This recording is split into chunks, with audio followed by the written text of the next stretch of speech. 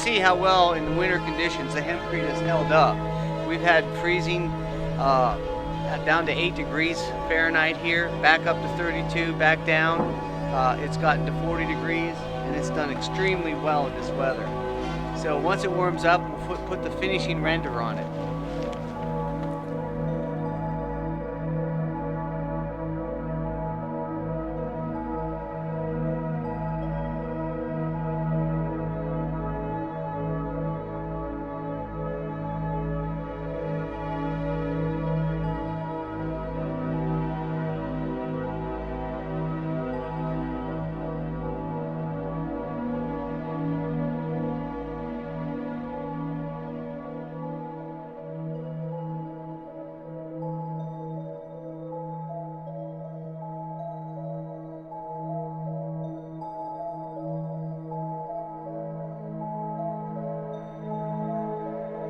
Cannabis hemp is the #1 food, fuel, fiber, paper, medicine out of any plant on earth.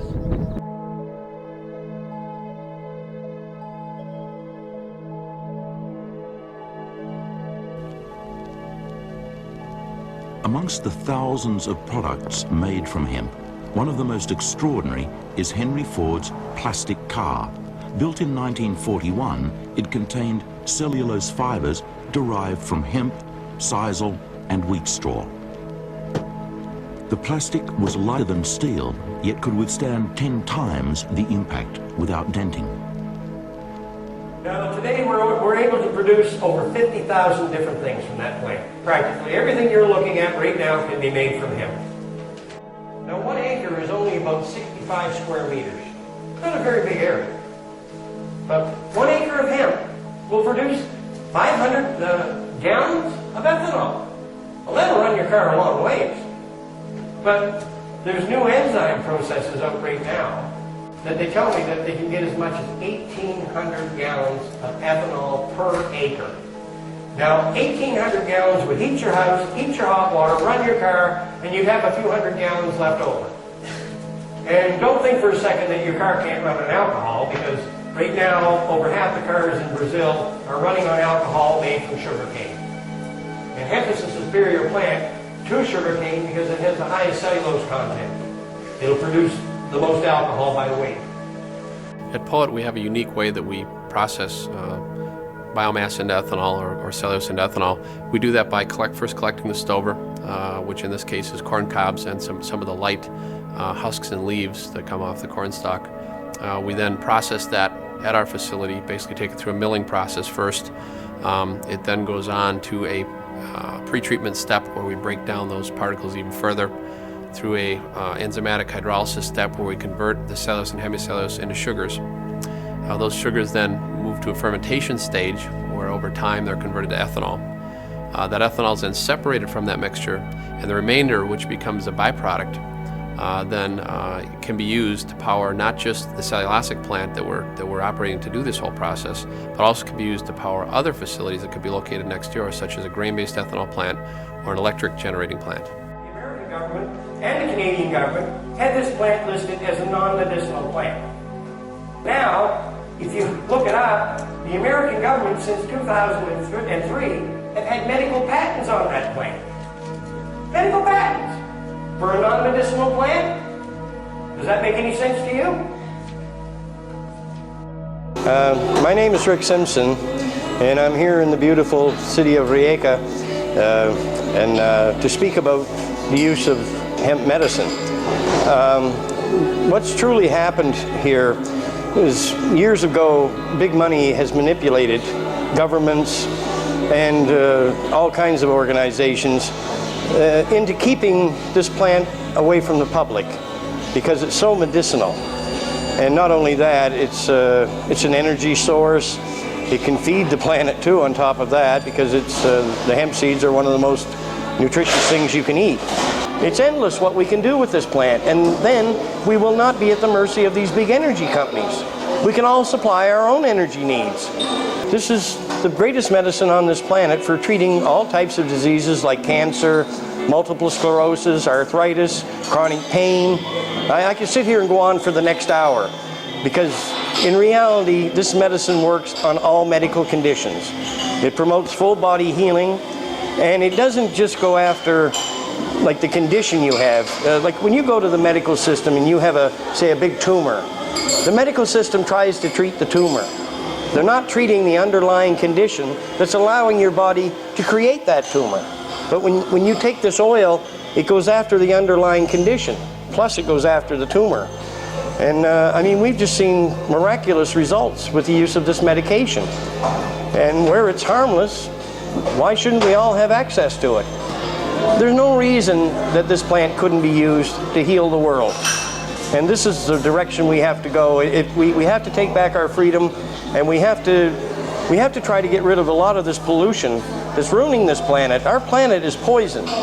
It's in a horrible situation, especially like with that big Gulf oil spill in the Gulf of Mexico. Then you've got Japan spewing radiation for, well, heaven knows how long. That'll go on. And on top of that, this dependency we have on all this fossil fuels, again, the fossil fuels are poisoning our planet.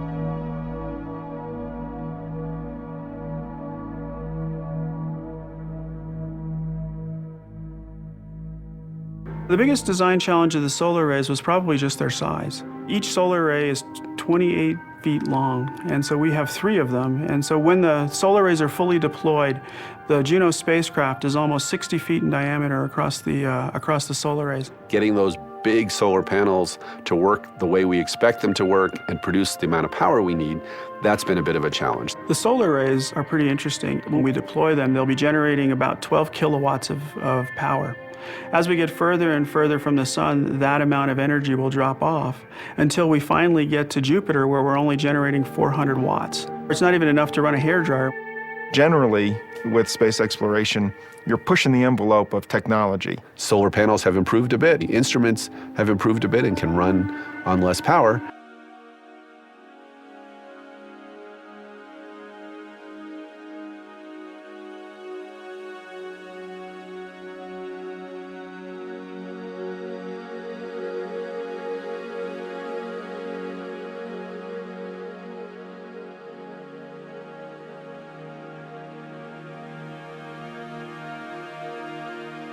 A professor at Princeton named Gerard O'Neill conceived of the idea of putting large colonies in space, large artificial places where people could live and work. And what we did was to gather together a group of university people to look at the problem of how you build the very first colony. This is Taurus, the concept that has evolved from the work of these teams of scientists and engineers. They believe the huge space colony could be built before the year 2000. The space colony has the ability to provide a facility in space where human beings can conduct fruitful industry. The amount of sunlight that is present in every square mile of space is enormous, and that provides enormous energy. One of the things that one can do is to build very large solar power stations which collect sunlight. The Earth-like environment would even simulate our gravity as the wheel revolves once each minute. The other materials like food and water are maintained locally within the colony. The initial supplies are brought up from Earth, and then eventually the colony becomes self-sustaining. By utilizing the sunlight that's available all the time in space, by optimizing the temperatures, by not having storms or things like that that damage crops, and we increase the carbon dioxide levels a little bit so the plants grow a little faster. By playing all these tricks, we're able to generate this fairly efficient farm in our design. From dairy farms to manufacturing, the concept of living and working in space is a possibility with existing technology. That new space home, located 250,000 miles from Earth, would even have a far-out address.